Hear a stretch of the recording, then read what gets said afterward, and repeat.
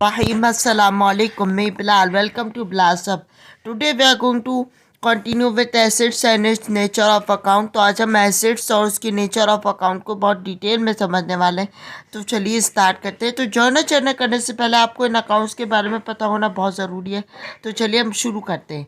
तो जब हम बात करते हैं एसेट्स की, तो एसेट्स को मैं पहले ही डिफ़ाइन कर चुका हूँ.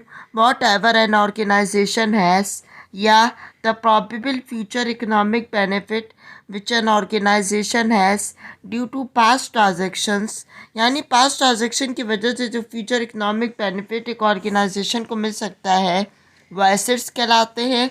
और आसान अल्फाज में एक इदारे के पास जो भी चीज़ें मौजूद हैं जिस पर उसकी ग्रिप है, गिरफ्त है, उसके एसेट्स कहलाते हैं. जैसे बिल्डिंग, लैंड, इदारा जो सामान बेच रहा है वो मर्चेंडाइज, इदारे के पास जो कैश पड़ा हुआ है, जो बैंक पड़ा हुआ है. लेकिन ये ज़रूरी है कि हम इन एसेट्स को पहले क्लासीफाई करें और फिर देखें कि एसेट्स होते किस तरीके के हैं.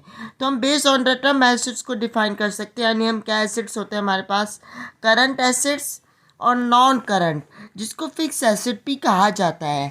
तो करंट एसेट्स ऐसे एसेट्स होते हैं जो कि एक साल के अंदर अंदर चेंज हो जाते हैं या उनसे कंपनी एडवांटेज हासिल कर लेती है. करंट एसेट्स कौन से होते हैं इससे अब हम थोड़ी देर में समझेंगे. दैन उसके बाद हमारे पास होते हैं फिक्स एसेट्स जो कि लॉन्गर पीरियड ऑफ टाइम को कंपनी को बेनिफिट देते हैं. जैसे बिल्डिंग आपने ले ली, कंपनी के अंदर बिल्डिंग एक्वायर कर ली, तो वो कंपनी को लॉन्गर टर्म पीरियड के लिए यानी एक साल से ज़्यादा की ड्यूरेशन के लिए फ़ायदा देती है. तो आसान अल्फाज में वो एसेट्स जो कि एक साल के अंदर अंदर ख़त्म हो जाए या उनसे कंपनी जस्ट 1 ईयर के लिए बेनिफिट यूज़ कर सके, तो हमारे पास करंट एसेट्स कहलाते हैं. और वो एसेट जो कि लॉन्गर टाइम पीरियड के लिए कंपनी के लिए बेनिफिशियल हो वो हमारे पास फिक्स एसेट्स कहलाते हैं.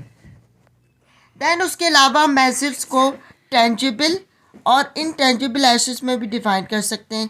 यानी वो एसेट्स जो कि दिखाई देते हैं और वो एसेट्स जो कि दिखाई नहीं देते. अब आप परेशान हो जाएंगे कि भाई वो कौन से एसेट्स हैं जो दिखाई नहीं देते. चलिए इसकी छोटी सी एग्जांपल देखते हैं. दिखाई देने वाले में तो बिल्डिंग आ गई, लैंड आ गई, फर्नीचर, कैश, वो कैश जो कि बैंक में पड़ा हुआ है, अकाउंट रिसीवेबल्स आ गए. लेकिन जब हम बात करते हैं इनटेंजिबल एसेट्स की, तो ये वो एसेट्स होके जो कि नज़र नहीं आते. मिसाल के तौर पे कंपनी की गुडविल. गुडविल क्या होती है? नेक नामी. अब आप परेशान हो जाएंगे भाई गुडविल क्या है. गुडविल को समझाना बहुत ही आसान है.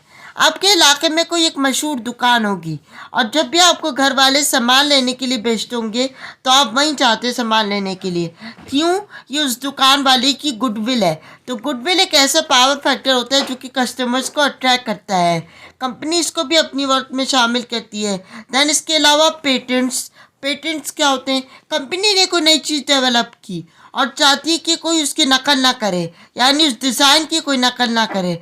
मोबाइल के मॉडल्स हो गए, उनकी जो शेप हो गई, उन डिज़ाइंस का पेटेंट करवाया जाता है और ये भी कंपनी के इंटेंजिबल एसेट्स में आता है.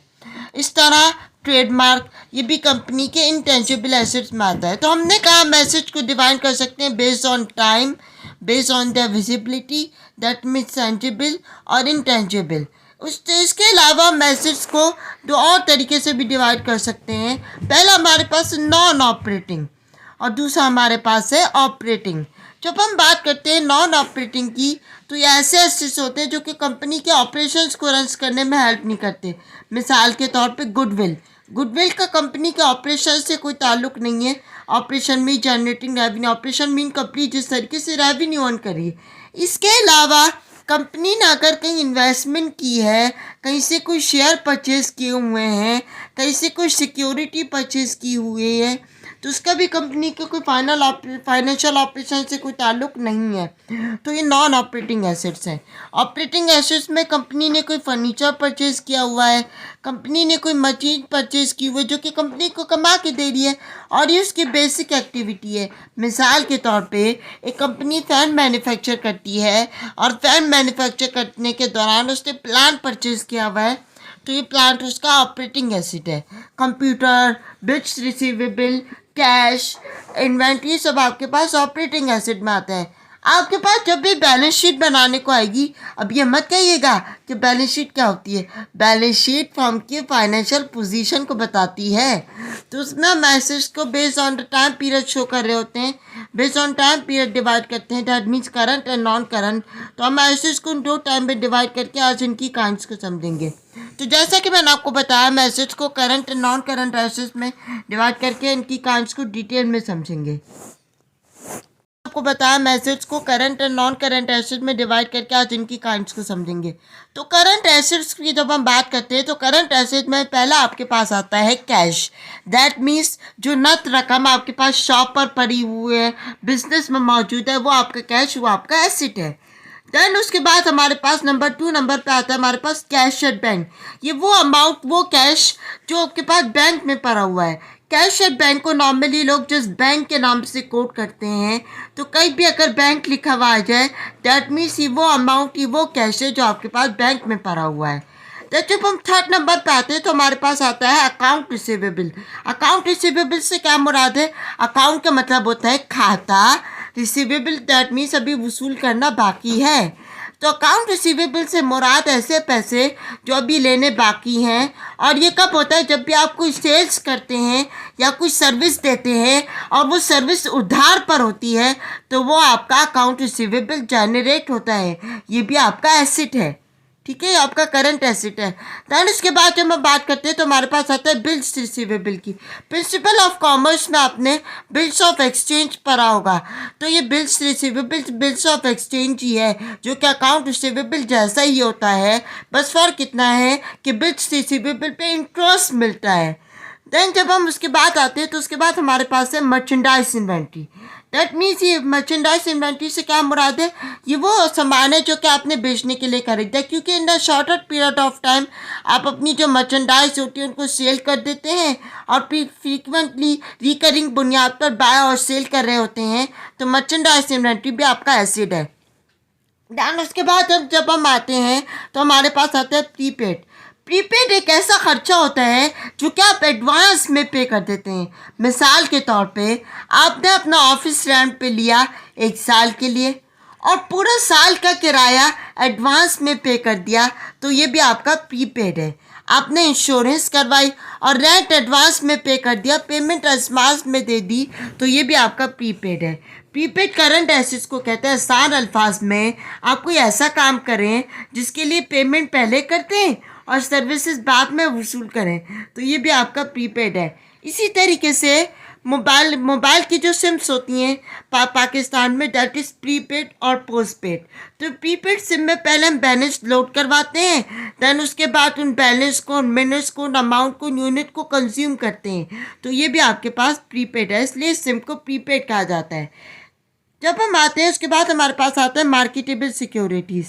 कंपनी अगर किसी कंपनी के शेयर परचेज कर ले या गवर्नमेंट के सेविंग सर्टिफिकेट में इन्वेस्ट कर दे, तो ये मार्केटेबल सिक्योरिटीज़ कहलाती है। इसका मतलब ये है कि कंपनी ने कई इन्वेस्टमेंट की है जिससे कंपनी को रिटर्न हासिल हो रहा है और ये फ़ौरन क्विकली कन्वर्ट हो जाती है इन्वेस्टमेंट कैश में। इसका मतलब ये कंपनी के लिक्विड एसेट्स हैं।